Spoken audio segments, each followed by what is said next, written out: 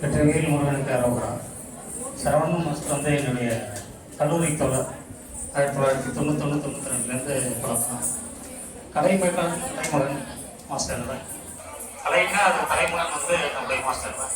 பதவியால் சிலருக்கு பெருமை, பதவி சிலருக்கு பெருமை கொடுக்குறது. இந்த 2வது வகையை சேர்ந்தது தான் நம்முடைய மாஸ்டர் சரவணன் அவர்கள்.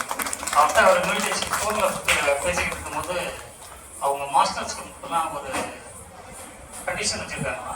என்ன கண்டிஷன்னா, மாஸ்டர்கிட்ட படிச்சுட்டா இந்த மாஸ்டர்கிட்ட பாடிட்டு அடுத்த மாஸ்டர்கிட்ட போக மாட்டாங்க, சேர்க்க மாட்டாங்க.